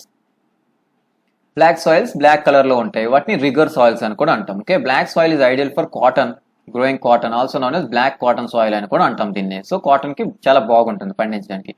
Believed that climatic conditions along with the parent rock material are the important factors for the formation of the black soil. So climatic condition, parent rock material ఇదంతా కూడా black soil formation కి చాలా important factor. Okay, this type of soil typical of the Deccan Trap. So Deccan Trap basalt ఉంటుంది. Okay, region spread over the northwest Deccan Plateau and made with the lava flows. Lava flow వల్ల ఇదంతా కూడా form అవుతుంది. Deccan Trap అంతా కూడా basalt. Okay, and they cover the plateaus of Maharashtra, Saurashtra and Malwa, Madhya Pradesh and Chhattisgarh, extend to the southeast direction along the Godavari, Krishna valleys వరకు extend అవుతూ ఇవి. So ఈ plateau area అంతా కూడా black soil అనేది ఉంటుంది. Okay, and Krishna, Godavari valleys వరకు reach అయి ఉంటుంది. ఓకే, ఎక్స్టెండ్ అయ్యి కూడా ఉంటుంది. And black soils made up of extremely fine, చాలా ఫైన్ పార్టికల్స్ ఉంటాయి, క్లేయి మెటీరియల్ అనమాట. Okay, they are well known for their hold moisture ని బాగా అంటే వాటర్ ని బాగా పట్టుకొని ఉంచుతాయి. ఓకే, in their addition they are rich in soil nutrients such as calcium carbonate, magnesium, potash ఇవన్నీ కూడా ఉంటాయి అందులో. ఓకే, పొటాష్, లైమ్ కూడా. Okay, these soils are generally poor in phosphoric content అనేది కొంచెం తక్కువ ఇందులో. Okay, they develop deep cracks during the hot weather లో డీప్ క్రాక్స్ వస్తాయి అనమాట ఆ సాయిల్స్ లో. So which helps in the proper aeration of the soil. So ఈ క్రాక్ రావడం వల్ల ఏమవుతుంది, ఎయిరేషన్. సో సాయిల్ క్రాక్ నుంచి ఎయిర్ అనేది ఎంటర్ అవుతుంది. సో ప్రాపర్ ఎయిరేషన్ అనేది జరుగుతుంది. These soils are sticky when wet and difficult to work on the unless tilled immediately after the first shower of the pre-monsoon period. So ఒకసారి కానీ తడిసిపోయింది అనుకోండి, soil తడిసిపోతే స్టిక్కీగా ఉంటుంది, బంకగా తగులుతుంది అండ్ డిఫికల్ట్, దాని మీద వర్క్ చేయడం కష్టం. అందువల్ల ఫస్ట్ షవర్, మాన్సూన్ షవర్స్ లో ఫస్ట్ వర్షం వచ్చిన వెంటనే వాటిని దున్నేయాల్సి ఉంటుంది. సో అన్లెస్ టిల్డ్ ఇమీడియట్ గా దాన్ని దున్నాల్సి ఉంటుంది, లేదంటే వర్క్ చేయడం అనేది కష్టం వీటి పైన. ఓకే, చూసుకోండి ఫారెస్ట్ ఉన్నాయి. సో మ్యాప్ చూసుకోండి, forest green colour, alluvial red and yellow, black, laterite, arid, ఇవన్నీ కూడా సాయిల్ టైప్స్ అన్ని కూడా చూడండి. ఓకే, సో మ్యాప్ ఎక్కడెక్కడ ఏ సాయిల్ టైప్స్ ఉన్నాయో అవన్నీ కూడా చూడండి. Okay, next red and yellow soils. So red and yellow soils develops on the crystalline igneous rocks in area of low rainfall in the western and southern parts of the Deccan plateau. So red soil ఎక్కడ ఉంటుందంటే, ఇది develops on crystalline igneous rocks ఉంటాయి కదా. So igneous rocks లో crystalline igneous rocks లో rainfall area in the eastern and southern parts of the Deccan ప్లాట్యూకి eastern అలాగే southern parts లో ఇవి ఉంటాయి. ఓకే, డెవలప్ అవుతాయి. And yellow and red soils are found in the parts of Orissa, Chhattisgarh, southern parts of the middle Ganga plain లో, అలాగే along the piedmont zone of the Western Ghats యొక్క piedmont zone లో. Okay, piedmont zone అని చెప్పుకున్నాం, mountain area యొక్క down foothill అనమాట. So these soils develop a reddish colour due to the diffusion of iron in the crystalline and metamorphic rocks. Crystalline soils iron ఉంటుంది, metamorphic racks లో iron ఉండడం వల్ల వీటిలో, so iron ఉండడం వల్ల అది రెడ్ కలర్ లో కనిపిస్తుంది. And it looks yellow when it occurs in hydrated form అంటే తడడం వల్ల ఇది ఎల్లో కలర్ లోకి కనిపిస్తుంది. Okay, and next laterite soils. So laterite has been derived from the Latin word later which means brick. Okay, later అంటే brick అని అర్థం, it called. So later అంటే అర్థం బ్రిక్, లాటిన్ వర్డ్ ఇది. So the laterite soil develops under the tropical and sub tropical climate with alternate wet and dry seasons. ఇవి ఎలాంటి దగ్గర develop అవుతాయి అంటే, ట్రాపికల్ సబ్ ట్రాపికల్ క్లైమేట్ ఉన్న దగ్గర. Okay, alternate wet dry seasons, తడి and పొడి సీజన్స్ డిఫరెంట్ గా ఉండాలి. ఆల్టర్నేటివ్ గా ఒకదాని తర్వాత ఒకటి డ్రై సీజన్ ఉంటుంది, వెట్ సీజన్ ఉంటుంది, ఇలా ఉండడం వల్ల ఇవి డెవలప్ అవుతాయి. The soil is result in the intense leaching due to the heavy rain. Okay, soil ఏమవుతుంది, రిజల్ట్ ఆఫ్ ఇంటెన్స్ లీచింగ్ అంటే కరిగిపోవడం వల్ల, హెవీ రెయిన్స్ వల్ల అక్కడ నుంచి కరిగి అది వెళ్ళిపోయి సో సాయిల్ అనేది ఫామ్ అవుతుంది. Lateral soils mostly deep to very deep. Soils are mostly deep to very deep and acidic, pH ఏమో less than 6 points pH value ఉంది. సో వెరీ డీప్ లో ఉంటాయి. And generally deficient in plants and plant nutrients ఉండవు. అలాగే occur mostly in the southern states లో ఉంటాయి, western Ghats region of Maharashtra, Odisha, some parts of West Bengal, northeast regions లో ఉన్నాయి ఇవి. And where these soils support deciduous and evergreen forests support చేస్తున్నాయి, it is humus rich ఉంటుంది, but under sparse vegetation and semi arid environment it is generally humus poor. General గా అయితే humus ఎక్కువ ఉంటుంది, అంటే ఆర్గానిక్ మ్యాటర్ ఉంటుంది. కానీ ఒకవేళ వెజిటేషన్ తక్కువగా ఉండి సెమీ ఎరిడ్ ఎన్విరాన్మెంట్ గాని ఉంటాయి, అంటే వర్షం సరిగ్గా లేకపోతే అక్కడ హ్యూమస్ అనేది ఉండదు. Okay, they are prone to erosion and degradation ki prone and due to their position of the landscape. So prone to erosion and deposition అనేది జరుగుతుంది ఈ landscape. ఓకే, అండ్ ఎందువల్ల అంటే మెయిన్లీ వాటి యొక్క ల్యాండ్స్కేప్ వల్ల. After adapting appropriate soil conservation techniques particularly in the hills of Karnataka, Kerala, Tamil Nadu, this soil is very useful for growing tea, coffee. So ఇలాంటివి పండించడానికి అంటే ప్రాపర్ టెక్నిక్స్ అనేవి సాయిల్ కన్జర్వ్ చేశారనమాట, అంటే ఎరోడ్ అయిపోకుండా కన్జర్వ్ చేస్తే సో ఈ ప్లేసెస్ అన్నింటిలో కూడా సో టీ, కాఫీ గ్రో చేయడానికి యూజ్ అవుతుంది. అండ్ హిల్ ఏరియాస్ లో so red laterite soils in Tamil Nadu, Andhra Pradesh, Kerala are more suitable crops like cashew nut. So cashew పండించడానికి రెడ్ లాటరైట్ సాయిల్స్ ఎక్కడ తమిళనాడులో, ఆంధ్రప్రదేశ్, కేరళలో ఇవి బాగా యూజ్ అవుతున్నాయి. Okay, and arid soils. So arid soils range from red to brown in colour లో ఉంటాయి, red నుంచి brown colour. They are generally sandy in structure and saline in nature. So sand, desert soil. Okay, saline గా ఉంటుంది, శాండీగా ఉంటుంది. Okay, in some areas salt content is very high and common salt is obtained by evaporating the water. So కొన్ని దగ్గరలో అయితే చాలా ఎక్కువ ఉంటుంది. సో సాల్ట్ కంటెంట్ చాలా ఎక్కువ ఉంటుంది, అందువల్ల సో అక్కడ వాటర్ వేసి ఆ వాటర్ ఎవాపరేట్ చేయడం వల్ల సాల్ట్ అనేది వస్తుంది మనకి. Due to the dry climate high temperature evaporation is faster and the soil lacks humus and moisture. So dry climate కాబట్టి టెంపరేచర్ ఎక్కువ ఉంది, ఎవాపరేషన్ అనేది చాలా ఎక్కువ, అందువల్ల ఆ సాయిల్లో హ్యూమస్, మాయిశ్చర్ ఇలాంటివి ఉండవు. అలాగే lower horizons of the soil are occupied by kankar ఉంటుంది. సో ఇంకా లోవర్కి వెళ్తే కంకర్ ఉంటుంది because of the increasing calcium content downwards, ఎందుకంటే కాల్షియం కంటెంట్ అనేది డౌన్కి వెళ్తుంటే పెరుగుతుంటుంది. Kankar layers formation in the bottom horizons restrict the infiltration of the water. So water filter అవ్వకుండా ఇవి ఆపుతుంటాయి కంకర్ లేయర్స్ అనేది. After proper irrigation these soils become cultivable as seen in case of the western రాజస్థాన్లో. So proper irrigation facilities అన్ని చేసి అలాగే సాయిల్ని కల్టివేబుల్గా మార్చొచ్చు. Okay, so ఎగ్జాంపుల్గా వెస్ట్రన్ రాజస్థాన్లో ఇలా చేశారు, అది ఎగ్జాంపుల్ ఇచ్చాడు. Okay, and next forest soils. These soils are found in the hilly and mountain areas where sufficient rain forest are available. So ఎక్కడ ఉన్నాయి?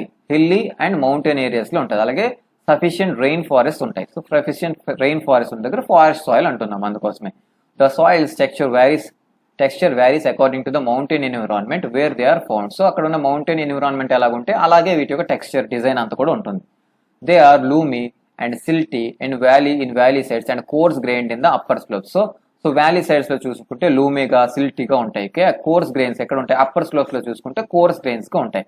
So in the snow covered ఏరియాలో చూసుకుంటే, so snow covered areas of Himalayas these soils experience denudation and are acidic with the low humus content. So denudation కి జరుగుతుంది అక్కడ.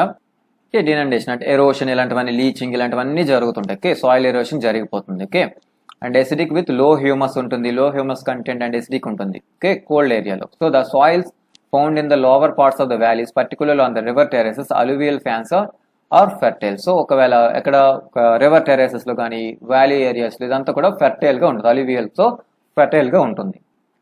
Soil erosion and conservation. Soil types చూసాం and erosion and conservation చూద్దాం. The denudation of the soil cover subsequent washing down the describe as the erosion. Erosion అంటే ఏం లేదు, denudation of the soil cover, soil cover అక్కడ నుంచి వెళ్ళిపోవడం. ఎలా? Subsequent washes down, ఒక సబ్సిక్వెంట్ వాష్ డౌన్, ఎందువల్ల? రెయిన్ వల్ల సబ్సిక్వెంట్ గా కంటిన్యూస్ గా వాష్ అయిపోయి వెళ్ళిపోవడాన్ని ఎరోషన్ అంటాం.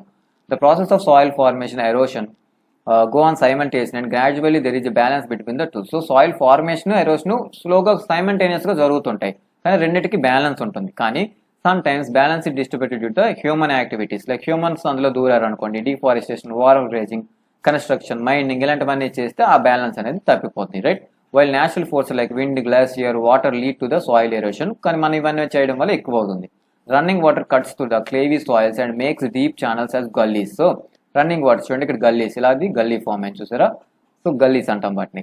Running water cuts through the clay soils. So బంక మట్టి, సో బంకలాగా ఉన్న ఈ సాయిల్స్ ని కట్ చేసుకుంటూ వెళ్ళిపోతాయి. రైట్, సో క్లే మట్టి. రైట్, సో క్లే సాయిల్స్ ఏమవుతాయి? మేక్ డీప్ ఛానల్స్ గా ఇలాగా వాటర్ అనేది ఇలా ఫ్లో అవుతూ వెళ్తాయి, వీటిని గల్లీస్ అంటాం. So the land becomes unfit for cultivation and noun as bad land. So ఇది కల్టివేషన్ కి సెట్ కాదు ఇలాంటి ల్యాండ్ అనేది, సో దాన్ని బ్యాడ్ ల్యాండ్ అంటాం, bad land.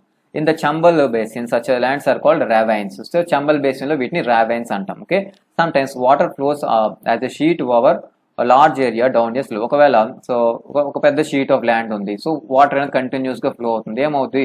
Water flows as a sheet over large area down the slope. So ఒక down slope ఉంటే ఇదంతా కూడా ఇక్కడున్న సాయిల్ అంతా కూడా వెళ్ళిపోద్ది. So in such case top soil was washed away. So ఒక పెద్ద షీట్ అంతా కూడా ఇలా వాటర్ వెళ్తూ ఉంటే డౌన్ స్లోప్ కి అదంతా కూడా ఎరోషన్ జరిగిపోతుంది. This is noun as sheet erosion. దాన్ని షీట్ ఎరోషన్ అంటాం. ఒక పెద్ద షీట్ ఆఫ్ ల్యాండ్ ని ఎరోడ్ చేసేస్తుంది కాబట్టి షీట్ ఆఫ్ ల్యాండ్ అంటాం. Winds blows loose soil of flat and sloping land known as wind erosion. Wind కూడా సాయిల్ ని తీసుకెళ్లిపోతుంది కదా, సో దాన్ని విండ్ ఎరోషన్ అంటాం. అండ్ ఫ్లాట్ గా, okay, soil of flat or slope గా ఉన్న, ఫ్లాట్ గా ఉన్న, ఇలాంటి కొంత శాండ్ కట్ ఉంటే అదంతా కూడా విండ్ తీసుకెళ్లిపోతుంది, అది wind erosion. Soil erosion is also caused due to the defective methods of the farming. So సరిగ్గా ఫార్మింగ్ చేయకపోయినా సరే సాయిల్ ఎరోషన్ అనేది జరుగుతుంది. Plowing in a wrong way, that is up and down the slope from the channels for the quick flow of the water leading to the soil erosion. So ploughing చేస్తాం, దున్నినప్పుడు ఎలా దున్నారు? Slope కి, so slope ఇలా ఉంది, slope కి ఇలా అడ్డుగా దున్నారు అనుకోండి, సో వాటర్ అనేది ఆగుతుంది ఇక్కడ వచ్చి. అదే ఇలా దున్నారు అనుకోండి ఏమవుద్ది? సో ఇదంతా వాటర్ ఇలా డైరెక్ట్ గా వెళ్ళిపోతుంది, ఫ్లో అంటే వాటికి దారి అయిపోతుంది కదా, వెళ్ళిపోతుంది. రైట్, సో ఇలా క్రాస్ గా కట్ చేసుకుంటూ వెళ్తే సో వాటర్ అనేది ఆగుతుంది. సో ప్లౌవింగ్ అనేది కరెక్ట్ గా చేయాలి, రాంగ్ ప్లౌవింగ్ చేయకూడదు. అండ్ సో చూడండి, అప్ అండ్ డౌన్ స్లోప్ అంటే ఇలా చేయకూడదు, క్రాస్ గా చేయాలి. Right, ploughing along the contour lines can decelerate the contour lines. Contours ఉన్నాయి కదా, సో కౌంటర్ లైన్స్ తో పాటుగా ఇలా చేస్తే సో వాటర్ స్పీడ్ ని తగ్గించవచ్చు. దిస్ ఇస్ కాల్డ్ కౌంటర్ ప్లౌవింగ్ అంటాం. Steps to be cut on the slopes making terrace cultivation restricts erosion.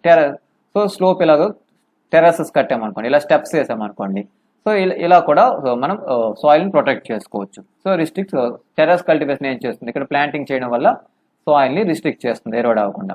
Western and central Himalayas have well developed terrace farming అనేది ఉంది. వెస్టర్న్ అండ్ హిమాలయస్ లో ఇక్కడ ఉంది, ఇక్కడ సెంట్రల్ హిమాలయస్ లో. Large fields can be divided into strips of grasses are left to grow between the crops. Okay, stripes of grass అనేది మధ్యలో వదలడం, సో క్రాప్స్ మధ్యలో గ్రాస్ వదలడం. అలాగే this breaks of the force of the wind force ని తగ్గిస్తుంది. This method is known as strip cropping అంటాం, దీన్ని స్ట్రిప్ క్రాపింగ్ అంటాం. ఓకే, సో గ్రాస్ అనమాట, స్ట్రిప్ గా గ్రాస్ ని పెంచడం అనమాట. So planting lines of trees to create shelter also works in the similar way, and rows of such trees are called shelter beds. So ila line ga trees annitni plant cheyadam, idi shelter beds manam already cheppukunnam వీటి కోసం. So these shelter beds have contributed significantly to stabilization of the sand dunes and in the stabilization of the desert in western India lo.